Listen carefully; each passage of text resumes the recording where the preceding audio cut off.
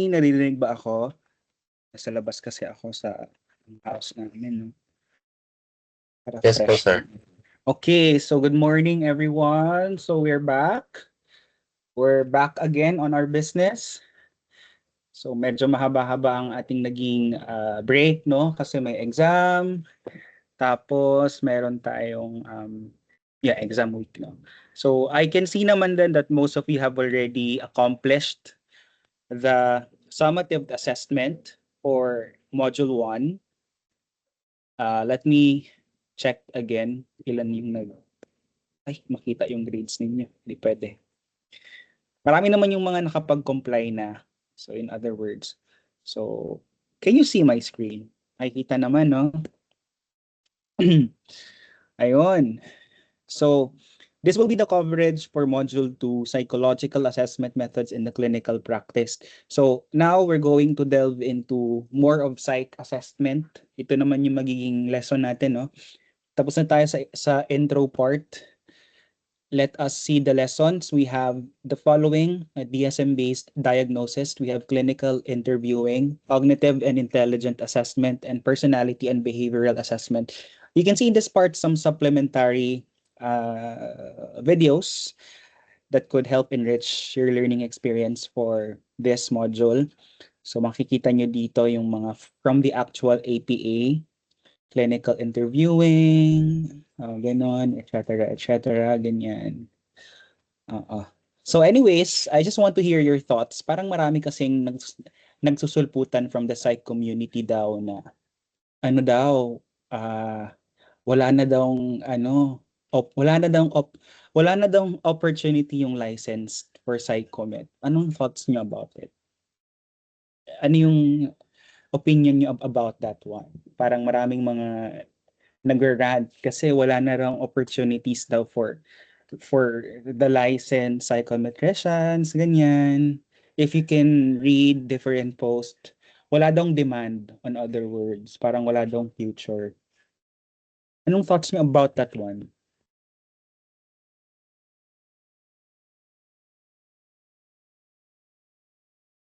Meron kayong gustong sabihin? Or meron kayong gustong based sa naririnig ninyo or sa mga nababasa niyong comments? Parang wala atang gustong mag-share, ha? Okay, sige. Dako tayo sa lessons natin. So ito yung ano natin, yung gagamitin nating PowerPoint or material. You can see naman the contents of this one.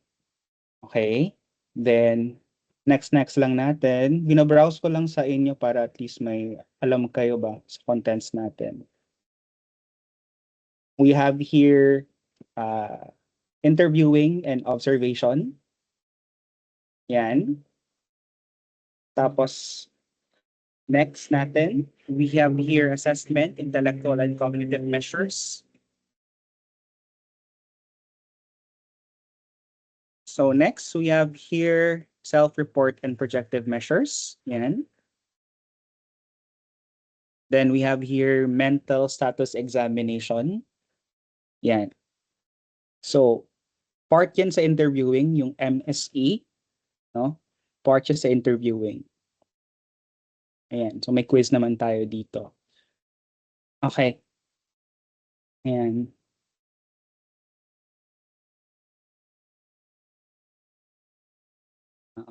Pero if may mga nababasa kayong ganun, wag niyo lang masyadong take it as it is. Kasi to be honest naman, meron naman talagang opportunity.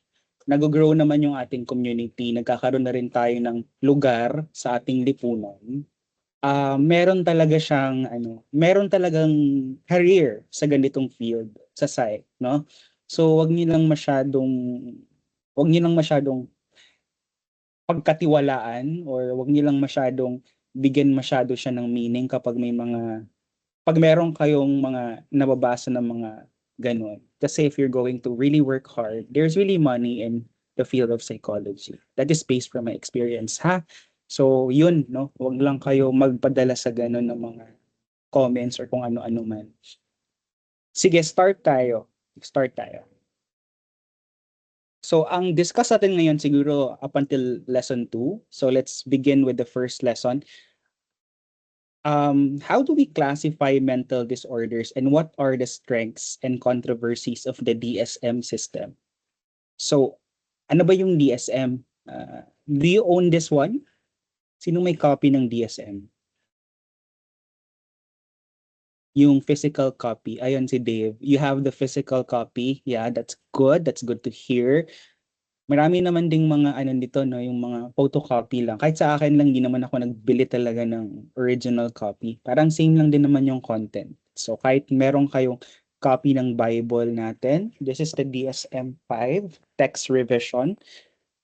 There's one, aside from this, we have the ICD, International Classification of Disorders. Yung nag-work ako sa PhilCare before, yun yung ginagamit ko because I collaborate with psychiatrist, no? So minsan kapag affiliated kayo sa isang company, i-a-ask nyo talaga kasi yung coding references niya, minsan kasi kailangan nyo makipag-coordinate and psychiatrists are much familiar with the ICD. Yun kasi ginagamit talaga sa medical practice, no? The ICD. Do you know about that ICD? Alam nyo ba yan? International Classification of Disorders. Are you familiar with that one? Yes, sir. Mm-mm. Yeah, ICD-11 yung pinakabagong version niyan. I don't know if there is ICD-12 na, ganyan. Sige. Dave, can you read this one, Dave? The first paragraph. What is DSM?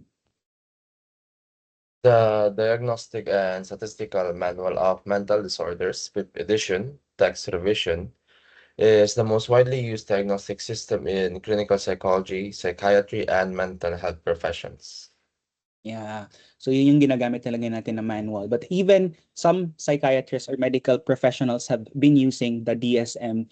And for me, this is the most legit one kasi talagang focus siya into mental health disorders. Kumbaga, hindi na niya kinaklasify yung mga hindi kabilang sa mental health disorder. So for me, I can see that the DSM is very psych talaga siya as compared to the ICD. Sa ICD kasi marami na siyang classification, uh, hindi lang siya exclusive for mental disorders. You get the point. This is developed by the American Psychiatric Association, and it's also the primary diagnostic reference in the Philippines, especially for hospitals, private practice, psychological centers, and forensic settings. So, ako sa practice ko naman, mas ginagamit ko rin si DSM. So, yun yung manual that I used for giving diagnosis and looking for symptoms. So the purpose of this is to provide clinicians a shared language, allowing professionals to communicate quickly and accurately. So you can, this is also helpful for giving or providing treatment plans or interventions that are evidence-based. And also for research and epidemiology, the diagnosis allows researchers to compare the symptom profiles, conduct treatment outcomes, studies, and monitor the prevalence and public health trends. So, nagbabago pa rin yung system of disorders. Tanong ko sa inyo, bakit nagbabago ang system of disorders? Bakit may changes? Bakit may mga revisions? Bakit nagkakaroon tayo ng revisions? DSM-4, DSM-5, tapos TR, ganyan. Sige, may nagre-raise ng kamay. Ayan. Yes. Yes, Ryan. Am I audible po, sir? Yes, yes, yes. Yes, dear. So, the reason po that there are revisions in the DSM is because of further studies.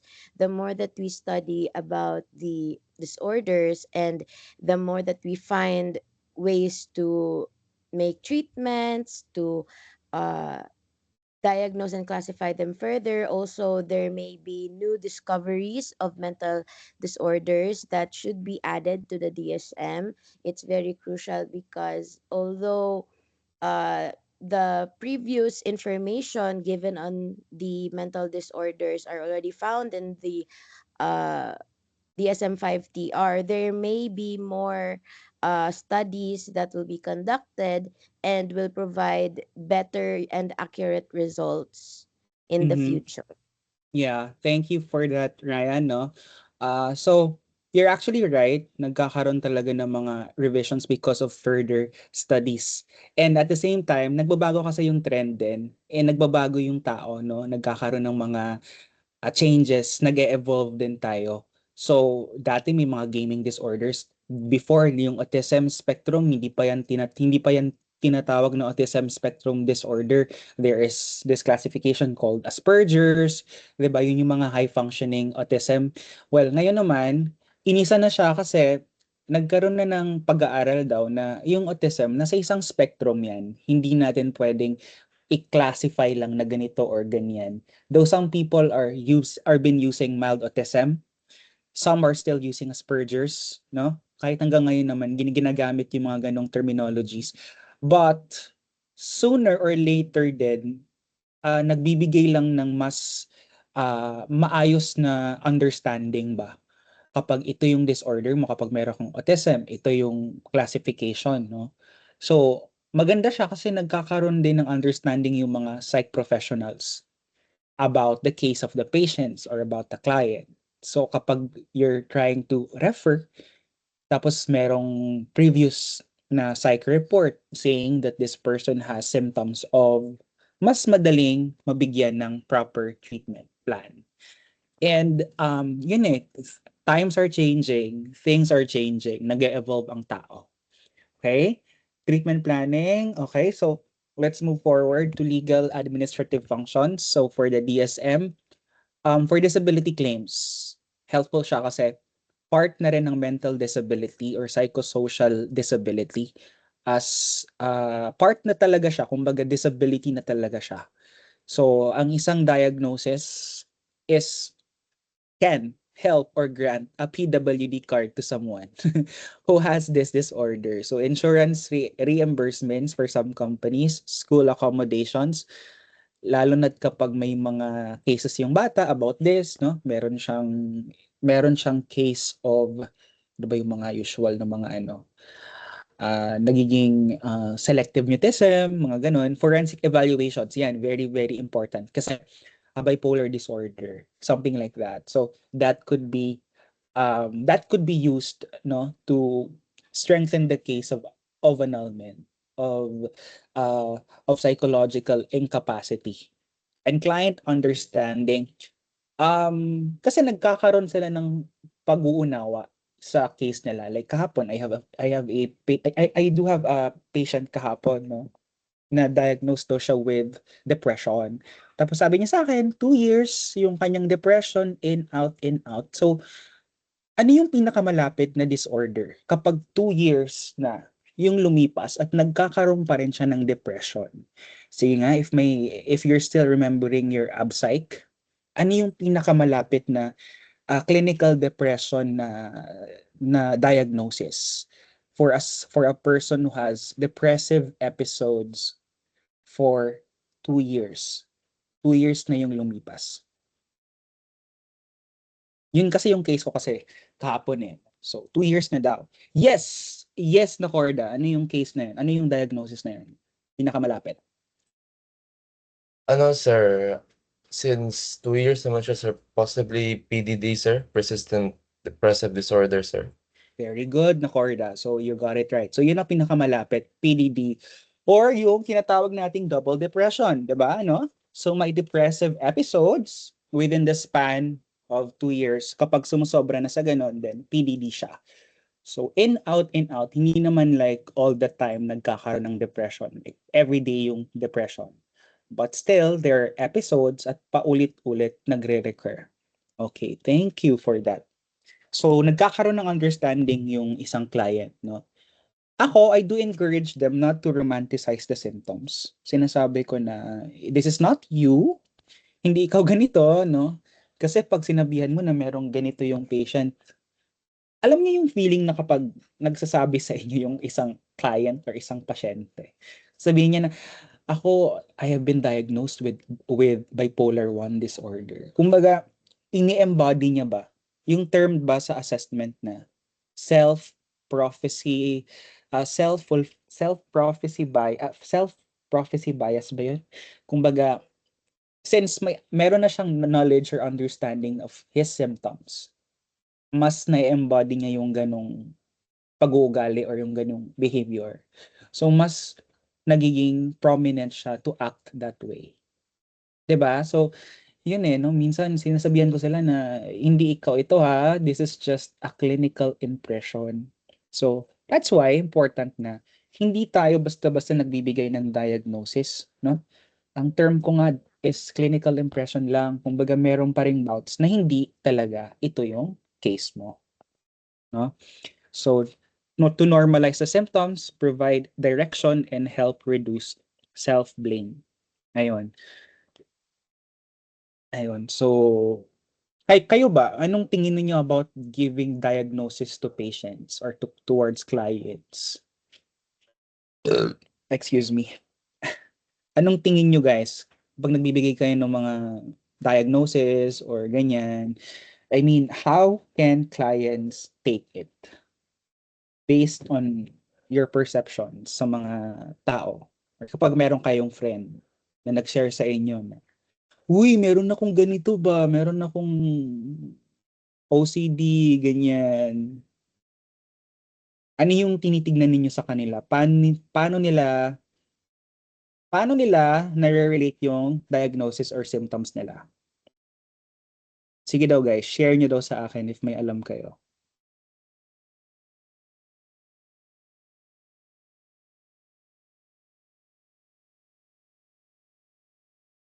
Ano ba? Counterintuitive ba? Or helpful ba? Or hindi? I just want to understand also from the Gen Z part din. Or sa generation din ninyo. Kasi sa amin kasi sa mga millennials, ganun yung mga napapansin ko, very ini-embody ba? Tubag mo, class. Sige. Participate ko to, be. Sige, sige. Yes, Lance, Lexi. Ako, sir. Lance. Ay, wait. Marinig po ako, sir. Yes, dear. Okay. My friend ako na avoidant siya, may avoidant personality. And what they do is, I avoid people. So what I can say is that I really have to study in order for them to communicate, because how I sympathize with them or empathize with them, they really wanted people or sa close friend niya or sa circle niya to study them para makagets ng person sa kanya. Okay. Okay, that's good. Thank you for that. Nagkakaroon ng understanding, no? And ayun, wag lang tingnan as a sign of weakness or parang ganyan ka na talaga. So you're so helpless and you're so kawawa and sana hindi ganun, no? That diagnoses are there to help you understand the pattern of your behavior. Okay? So let's proceed now to the purpose of ayan. For clinical purposes, like what I've mentioned, guides treatment planning, identifies evidence-based interventions. Kasi may mga interventions like CBT that are tailor-fit to a certain case like anxiety or depression. Helps monitor the progress if this treatment is still helpful for this case. Tsaka magkakaroon din kasi ng mga iba't ibang mga interventions. Depende sa case ni patient. So, paano pag yung case ni patient is personality disorder, narcissistic personality disorder, ganyan? What is the best form of counseling or psychotherapy for that case? Sige daw. Naturo ba to ni Ma'am Abby sa inyo or ni Ma'am DBT, no? Dialectical behavior. Yes, no, Corda? Sir? Since lang siya, sir, possible na lang niya, sir, is like, possible pwede po CBT, sir, kaya like, among the psychotherapies na ginagamit, sir, the most effective would be CBT po, sir. Yeah, yeah, yeah, yeah. Yes, yes, yes. Yun naman talaga ang gold standard sa psychotherapy, no? But what I've learned is DBT daw talaga ang pinaka gamit na talaga, no, for those cases, no? Dialectical behavior therapy, and there are pillars of DBT. Next we have ACT. Ano nga yung ACT? Action and Commitment Psychotherapy, if I'm not mistaken. Yun nga, basta hindi na ginagamit, no? Nawawala siya ba? ACT, no? Yun yung ginagamit mostly for addiction cases, ganyan, no? Yeah. Kapag gustong mag-withdraw from a certain substance use. Next, research purposes. To standardize classifications, improves research consistency, allows clinical triads and epidemiological studies, no, for research in the, of course, legal and administrative purpose for disability claims, legal and domestic adoption, and foster care, insurance reimbursement, court cases, annulment, or the nullity of marriage. Okay. So ginagamit yung mga diagnosis na to to probe for psychological incapacity, or you're not psychologically fit to adopt, you're not psychologically fit to continue with your marriage, ganon. So, maraming mga purpose din yung diagnosis. Kasi napoprove natin dito na the person has a certain condition, a condition that leads her or him to be impaired, no, in fulfilling a certain social role. Okay? Aside from this, saan pa natin mas nagagamit si DSM? Sige daw, bigyan niyo ako ng mga cases. Aside sa mga nabigay ko dito, saan pa natin pwedeng gamitin si DSM? Sir, mag-file ng sick leave. Pwede ba? Sir, mag-file ng ng leave, ganyan. Pwede bang gamitin si DSM para mag-file ng sick leave or para mag-file ng leave? Yes or no?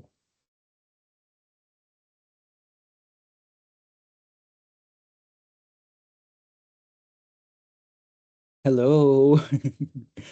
Gising pa ba ang lahat? Yes or no lang. Gusto ko lang malaman ng point niya. Yeah, yes. Ryan, yes. Yes, dear. Sir, personally, I'd say no, sir. Bakit? Kasi, Bakit? kasi if you were to use the DSM, or say for example, hindi ka po professional and like hindi ka diagnosed with a mental disorder pero ginamit mo yung DSM to parang self-diagnose yourself and then you use that as a reason to ask for sick leave. I don't think, sir, na tama siya.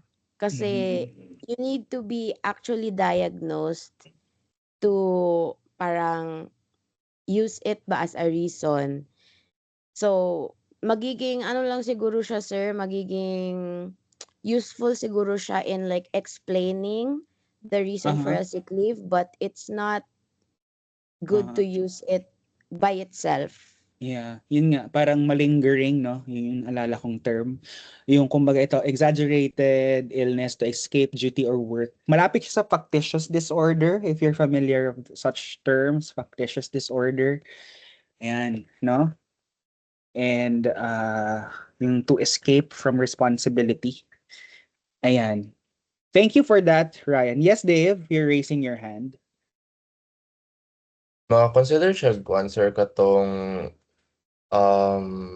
kalimot na ko sa term ato niya sir kanang paano bitaw sir parang ginakuan niya sir ba kanang the disorder nga gina parang gina-limit yung sarili sir ba para to gain attention sir ba malingkering bigyan po na siya sir or katong unsa to nga disorder sir Para malimit yung sarili na mag-unsa man. parang para na ay mag-kuan sir adore sa iyaha para na attention na mahatag sa iyaha ganyan sir Okay. Kumbaga, gina-exaggerate niya tong symptoms niya to gain attention. yes sir I remember that one, pero nakalimutan ko kung anong diagnosis yon. Exaggerate. Search natin, ha? symptoms to gain attention. Para at least, I forgot kung anong tawag sa symptom, sa ano na yun. Munchausen syndrome, yun pala Yes, sir. yun. Yan, sir. Munchausen, sir.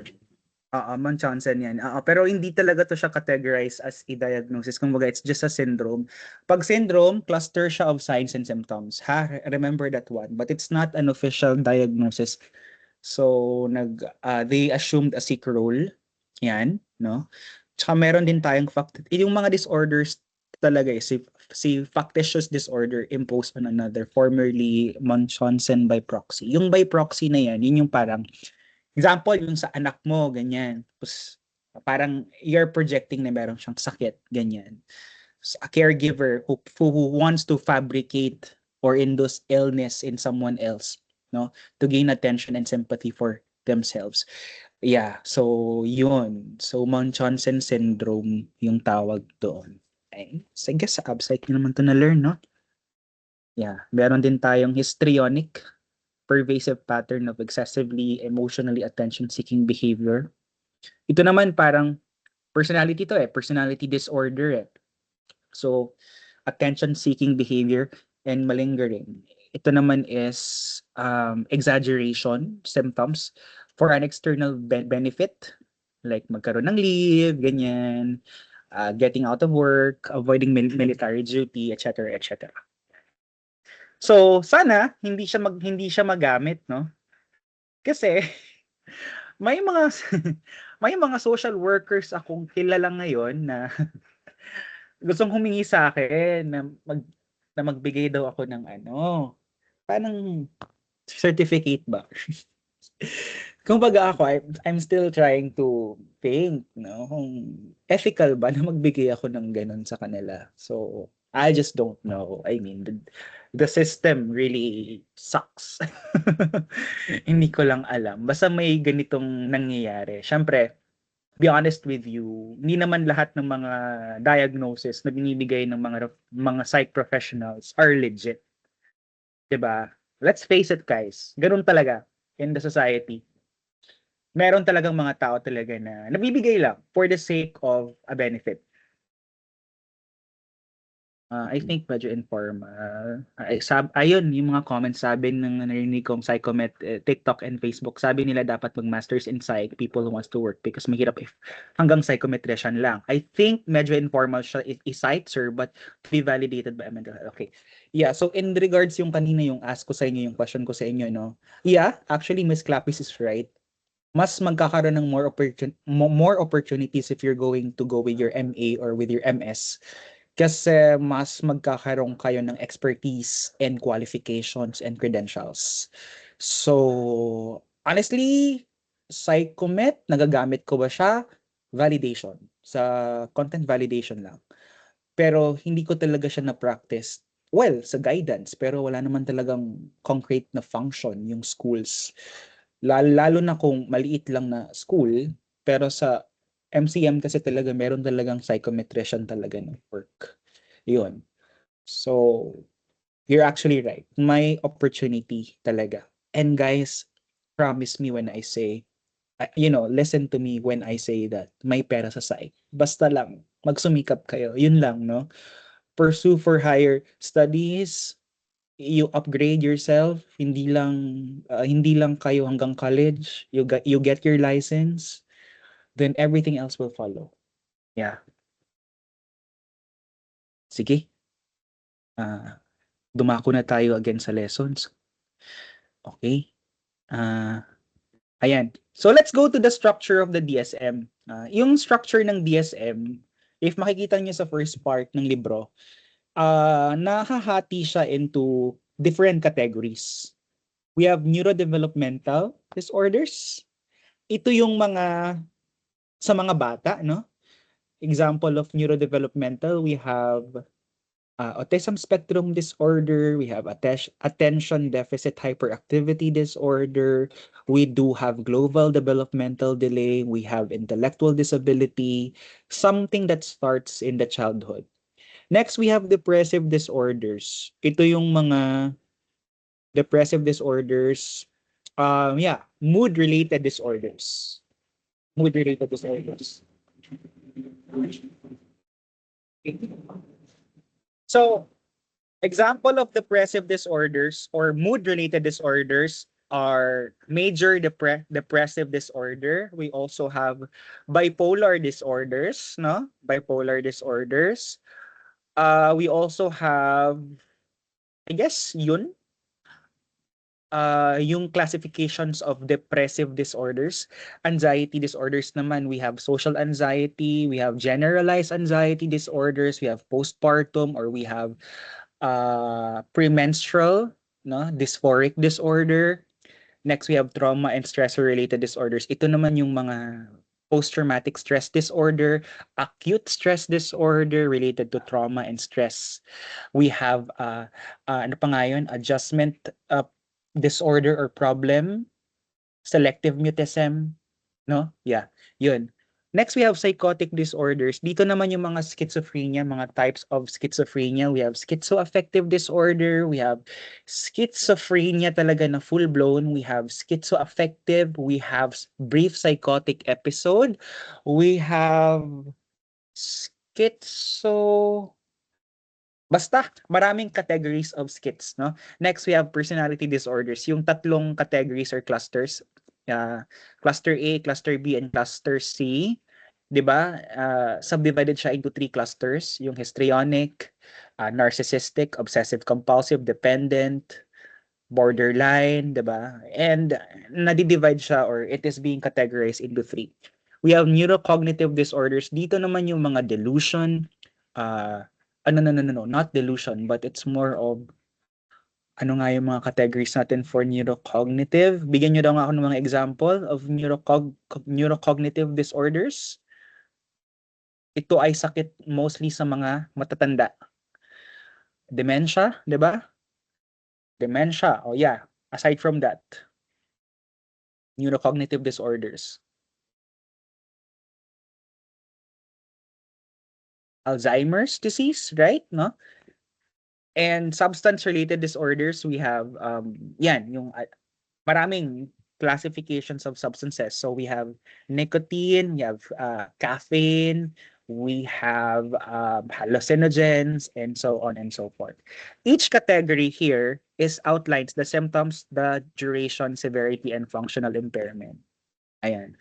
Next, part of it also is part also of the DSM is yung mga criterions, the core symptoms.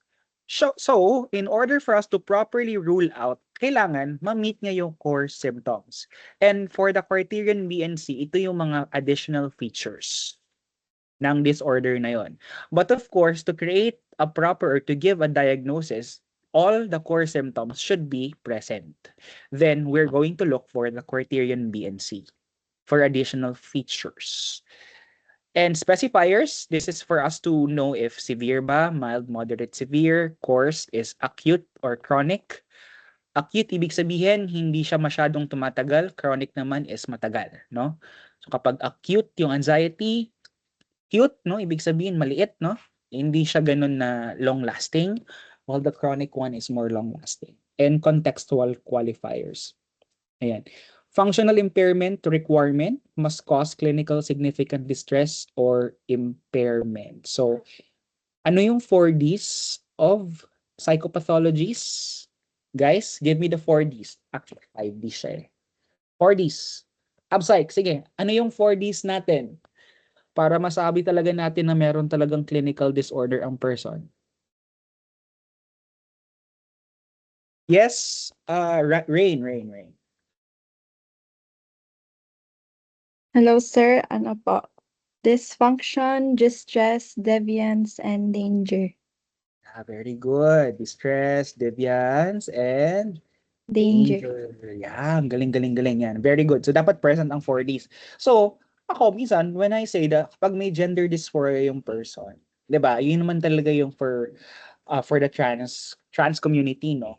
Ina-ask ko, may dysfunction ba? May distress ba siya? May deviance? May danger ba? Kasi we cannot really say that that transgender person has a disorder or has a gender dysphoria or gender dysphoric disorder. 'Di ba? it doesn't follow. Kasi hindi naman, wala namang, minsan kasi wala silang ganito no? Wala silang dysfunction, distress, deviance, or danger. Kumbaga, being in that male or female body is not causing them distress. But they like to be in another body, or they like to dress another way or somewhat. No? So, yun lang yung yun lang yung gusto kong i-exemplify. Hindi automatically transgender people are experiencing gender dysphoria or gender dysphoric disorder. Okay, strengths of DSM. Do you have questions before I move on? Yes, sir. Ano yun? Question? Regarding sa sir, sa gender dysphoric disorder, sir, what if sir, like when they were a child, sir, take for example, sir, like biologically male siya, sir, tapos Mhm. tungkol sa iyang mama, sir, kay ginapa-dress up siya as babae, sir, makakause po na siya kung sir, like pwede siya like several factors for gender dysphoria, sir. Ano yan? Ano yan? Like gina-force siya as a child to Mhm. dress up as a girl and act like a girl. Pero Mhm. biologically male siya, sir. So like cannot be a factor po, sir, to develop gender dysphoria, sir. Gina-force siya as a child to act as a male. Pero ano siya? Is he transgender? I mean, Like kumbaga, sir, kanang nagakuan siya, sir, naga-contemplate siya mag-transition, sir. gusto siya mag-transition, no?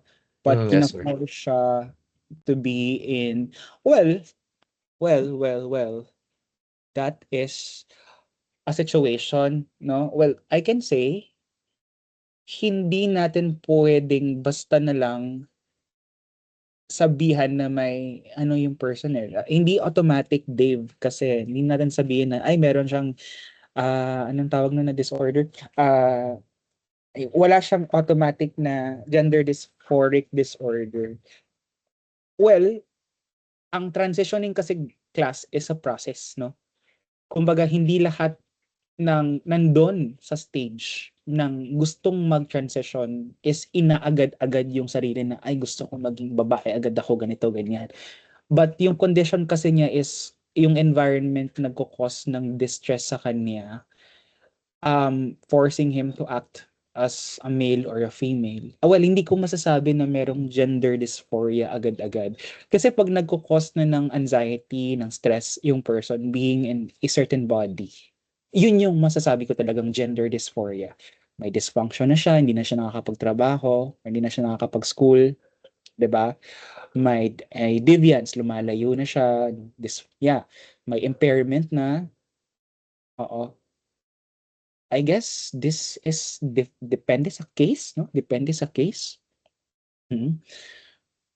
So conversion therapy ba 'yun? Hindi ko alam. May mga tayo ngayon na mga terminologies na factory reset. Do you know that? Factory reset daw, parang iPhone lang, no? Gano'n, no?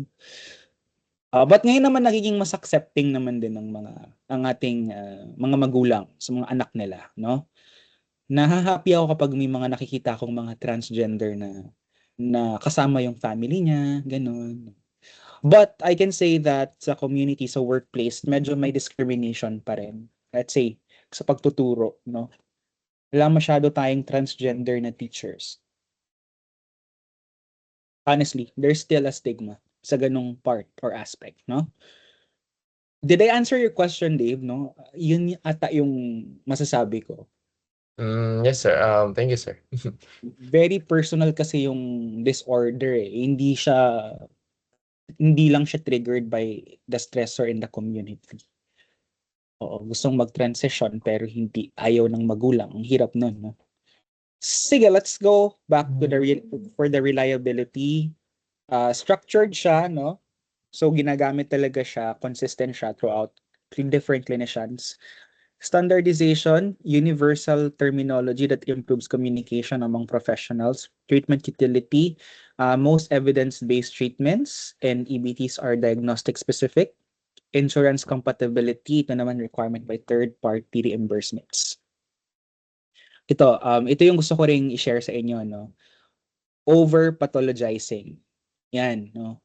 Over-diagnosing. Normal behavior. Yung nag-work ako dati sa PhilCare, pinapa-remind ako always ng mga admins no, na wag mag-over-pathologize or wag over-diagnose, no? Kumbaga, hindi porket nag-exhibit ng symptom na ganito, automatically, gano'n na agad yung person. Kaya ang term na na-learn ko sa kanila is clinical impressions lamang. Lalo na't kapag first session nyo lang, hindi ka pwedeng magbigay agad ng diagnosis sa kanya unless nag-undergo na siya ng previous referrals.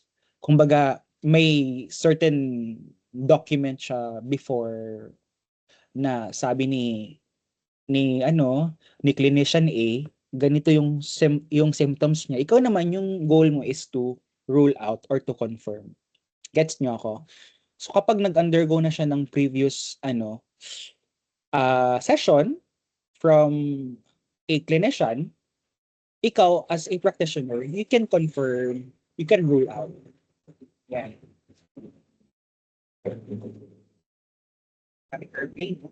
So ayun, critics argue that DSM has expanded too much, making normal human experiences appear to be pathological. Like yung grief, 'di ba?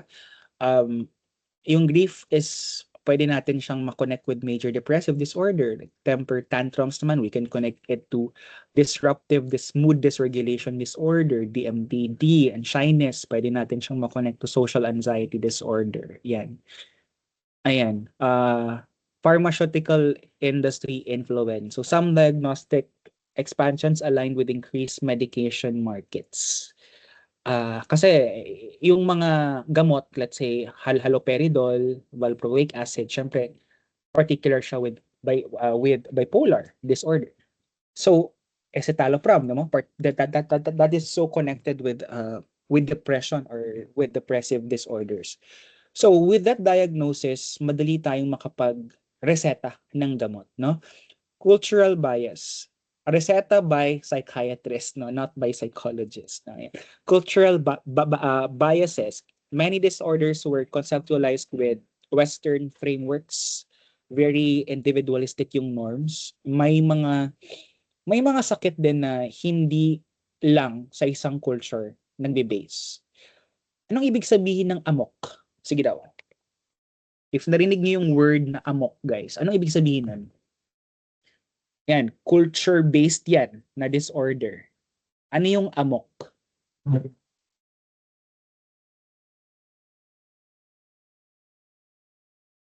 May mga... Sir. Yes. Ano yan, Dave? Amok, sir, I guess nang tungkol, sir, term that is when a person is very rowdy and is engaged in like like as a murderous behavior, because sir, like very violent phase of an individual, not phase, like an episode where they would attack random people, sir. Yeah. Yan na yung mga example ng cultural. That is right, no? Parang nag-berserk mode siya, no? Very arrogant, very aggressive, yan. Nag-amok, no? So ginagamit yan minsan sa mga iba't ibang mga kultura at iba't ibang mga bansa. Meron din yung mga sa Japan, harikiri ba yun? I forgot. Basta maraming mga maraming mga disorders din na particular lang din sa culture nila. If you can give an example of that one. Particular lang siya sa Japanese culture ng mga sakit. Hikikomori, sir. Hikikomori pala yun. Yeah. Sir. Anong meaning nun, Dave? Anong ibig sabihin nun? One, sir, like the disorder, not really a disorder, but like something, sir, where an individual refuses to go out or to be with other people or engage in social interaction because they were bullied, or they fear that when they try to go outside, they will ruin things, sir. Kumbaga nagkukulong lang sila sa kwarto. They don't Yes, know. sir. They don't know day from night, ganyan. So, isolation, yeah, that is right. Thank you for that one, Dave, no? Salamat. So, yan, those are culturally based na mga disorders. Kahit sa atin naman, meron din naman mga disorders like SAPI, di ba? So, yun yung psychosis for us, di ba? So, meron din tayo sa Philippines sa mga version natin ng mga disorders. Okay, DSM-5, ito naman, reflects Western cultural assumptions. Very individualistic, di ba? Unlike sa atin, very collectivist. Direct expression of symptoms, verbal communication, yun yung mga biases siguro ng Western perspective kasi ginawa siya by APA, di ba? American Psychiatric Association. So, ang goal din naman talaga ng DSM is for global uh, for a more global and universalized understanding, pero hindi niya sinasabi, may mga limitations din siya.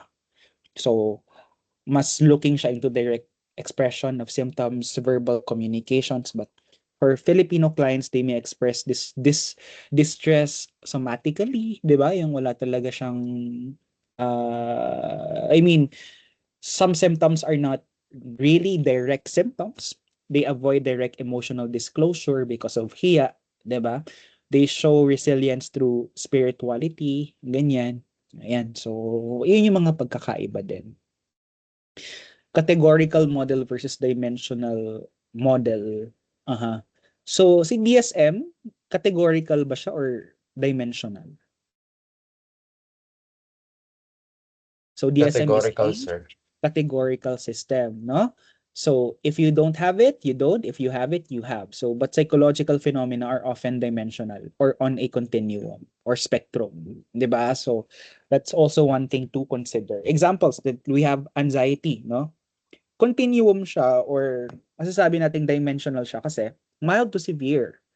'Di ba? Personality traits, let's say the big five, hindi mo alam kung ano yung level of openness mo, yung level of conscientiousness mo, 'di ba?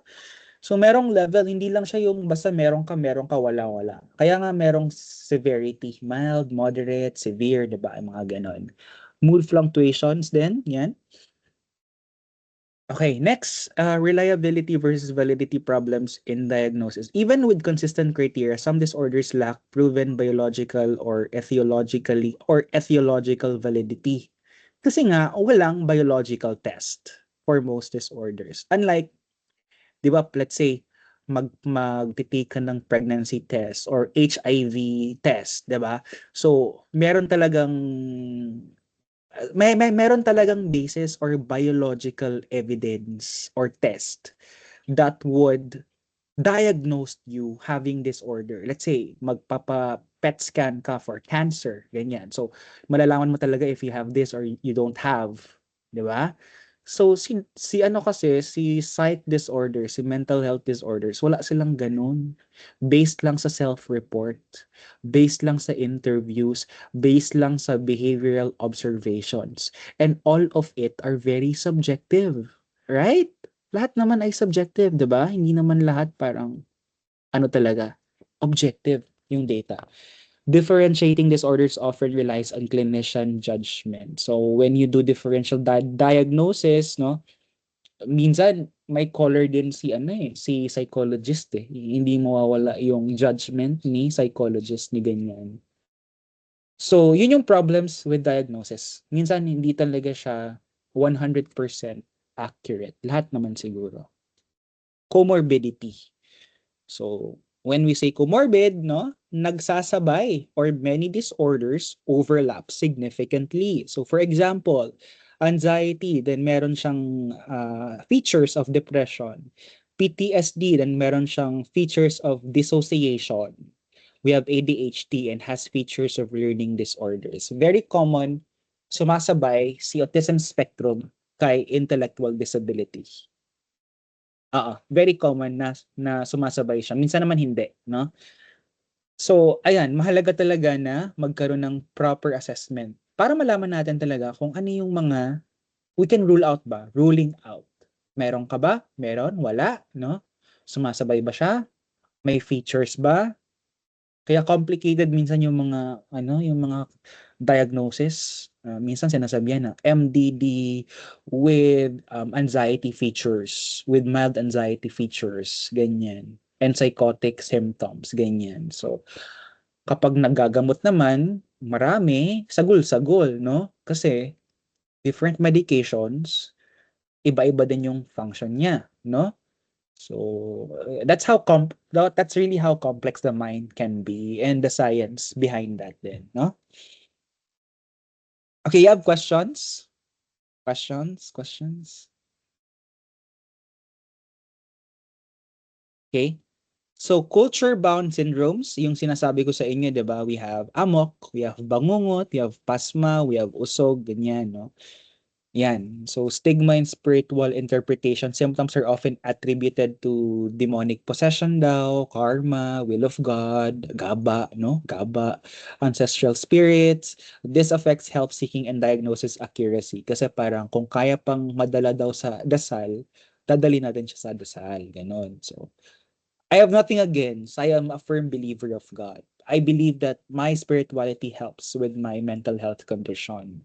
So, but of course, it's good that you also help yourself din. Hindi lang umaasa tayo sa spiritual life natin. 'Di ba? Ayan. Limited access to clinicians. So most provinces have very few psychiatrists and psychologists affecting diagnostic reliability. So, kailangan talaga kayo, we need you guys, no? Kailangan tayo doon. Legal and forensic use. So again, yung mga sinabi ko sa inyo, yan, magagamit natin si DSM. And socio-economic factors. Yan. Yeah. Let's go to best practices for diagnosis. Use for multiple assessment tools, not only one. So in providing diagnosis, kailangan hindi lang isa. Gumagamit tayo ng behavioral observations plus psychological test, no? And collateral information kung pwede. Yan. So before we can give a diagnosis, you also consider the cultural and socio-economic context of the person. Let's say, kung sa tingin mo, si person A, walang formal education, pero bibigyan mo siya ng verbal test. Do you think that is accurate, that is ethical to use, given with his condition that lacks formal education or reading skills or comprehension skills? Of course not. We cannot give intellectual disability agad-agad sa isang person, lalo na't kapag wala siyang formal education. So, I guess it's time for you to use a culture fair test or culturally fit test, mga CFIT, ganyan. Like mga Ravens, ganyan, no?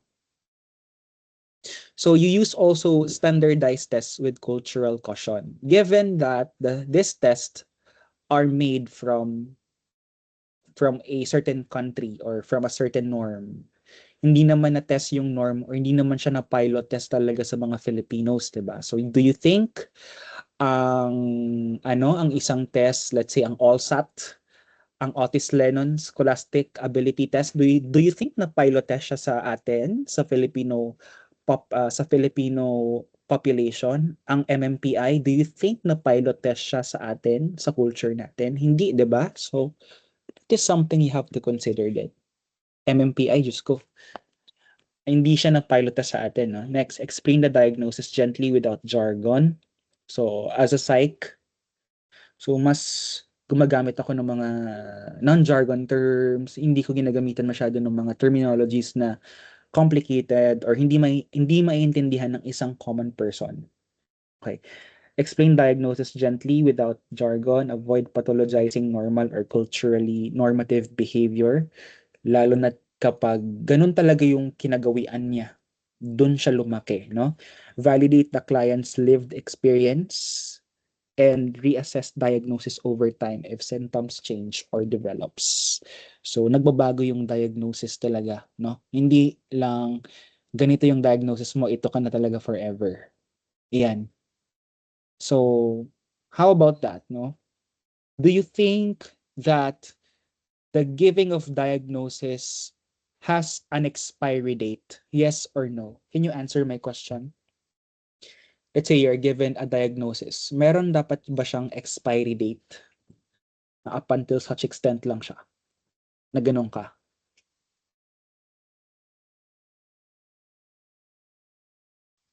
I guess, sir, regarding i-diagnosis, sir, magdepende po siya sa unsa siya nga disorder, sir. Pero regarding a diagnosis, sir, I think unless if there has been intervention, sir, then the either I mean, certain disorders cannot be really ano man, sir, they mean siya like mawala entirely, pero they can be the people that have such diagnosis can live lives together with the disorder in a relatively much more better way than before. So I guess, sir, unless may intervention talaga, sir, some diagnosis wouldn't cannot really disappear yet, sir. Yeah. That's why, when I make psych reports, no, gumagawa ako ng mga psych reports, always nakalagay dun sa psych reports ko talaga that, let's say, I'll give you an example of a psych report. Look, in this psych report that I made, no? So, talagang nakalagay dyan, this certification is valid on the release date of the said document, 2 years. So, always there is that gap of 2 years. After 2 years, after that release date, within that 2 year span, wala na, tapos na. Hindi na valid yung document.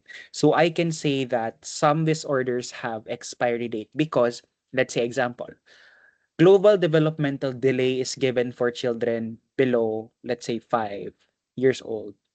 But when a person or when that child grows up and the symptoms manifest pa rin, hindi na global developmental delay ang tawag doon. Ano na yung tawag doon, class? Kapag nag-manifest na siya sa adolescent years ng person na yun. Ano nang tawag? Hindi na kasi global developmental delay pag 4-year-old, 'di ba? Kapag nag-reach na siya in a certain age, yung bata, binigyan siya ng preliminary diagnosis na global developmental delay. When the child grew up and still manifest the symptoms, ano nang tawag doon? Ano? Go. Absec. What do you think?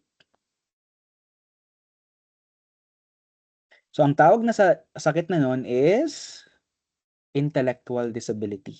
ID na. Hindi na global developmental delay. You got it, no? So, nag-evolve din yung diagnosis paminsan. Let's say for brief psychotic, kapag nag-reach na siya 6 months, no?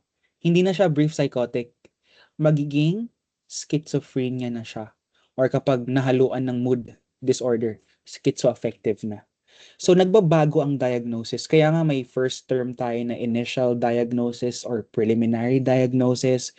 Yun muna yung safe na tawagin natin, lalo na kapag unang assessment pa lang before we can give the final diagnosis. Yeah.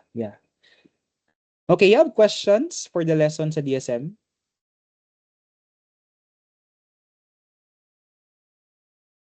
You have questions?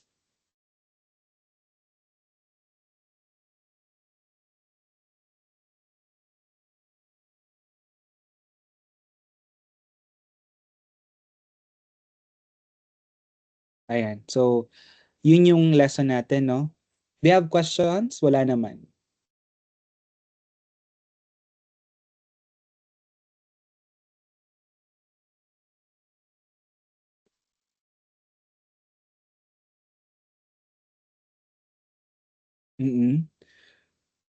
Okay.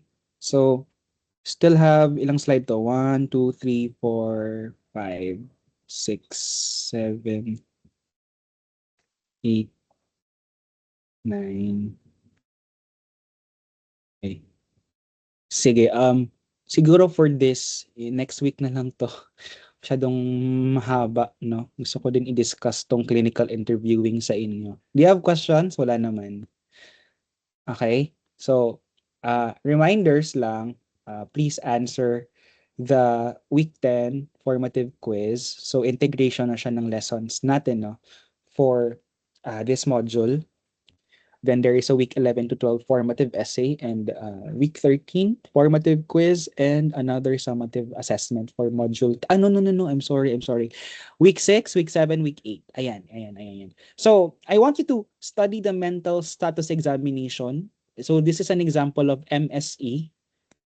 So binibigay din natin, pinaka-common na binibigay ang MMSE or Mini Mental Status Examination kasi mas shorter siya as compared to the MSE, the Mini Mental Status Examination. So, ito yung itsura niya. May file ako nun. Ganyan yung example niya. Mini Mental Status Examination. So, ito yung binibigay ko sa mga clients ko. Part siya ng assessment din nila. So, integrated siya with cognitive and mental task.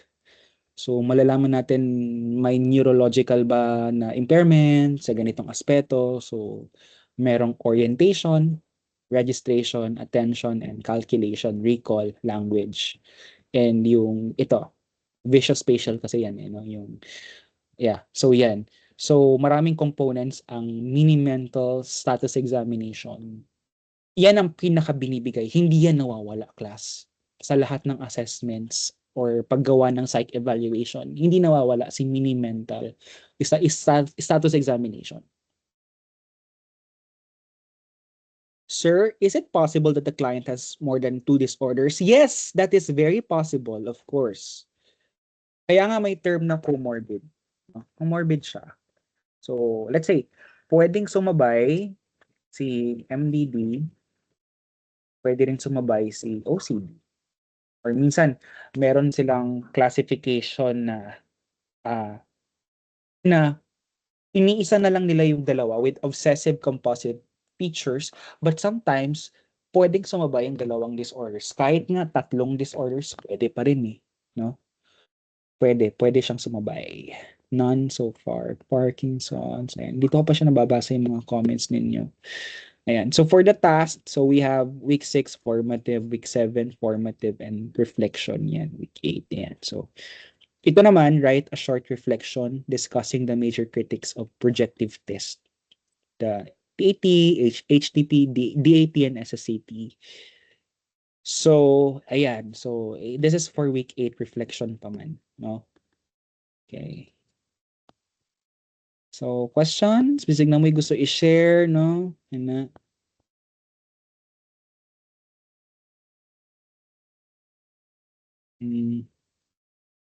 So, atong next na lang na lesson na to is kanino. Atong habulon ang lesson na to ang kaning clinical interviewing. Kung mano na to up until cognitive intelligence test.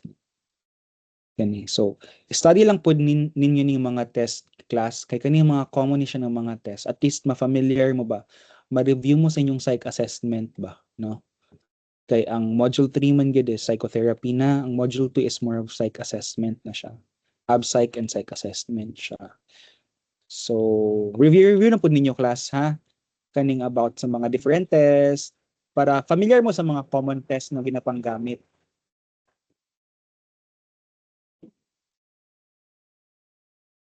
Okay. Okay, sige. So I guess klaro naman po ang tanan, no? Thank you so much. So we have Ryan, we have Ray, Ninte, we have Nocorda, Clapis, Felicity, okay, Madarisa Bongkak, Andrea Juwong. Okay, gina-familiarize ako yung mga pangalan kay, di ba I told you na the blessings will flow good sa summative, no? Basta mag-attend lang jud mo klase inyo. Kana lang gid ako ang gusto sa inyo. Attend lang mo klase, good. Participate lang gud mo. Kana lang gid ako ang request sa inyo ba. Mo to siya. So thank you so much guys. Have a wonderful day, no? Enjoy the rest of your day and ingat tayo lahat. Bye-bye. Thank you, sir.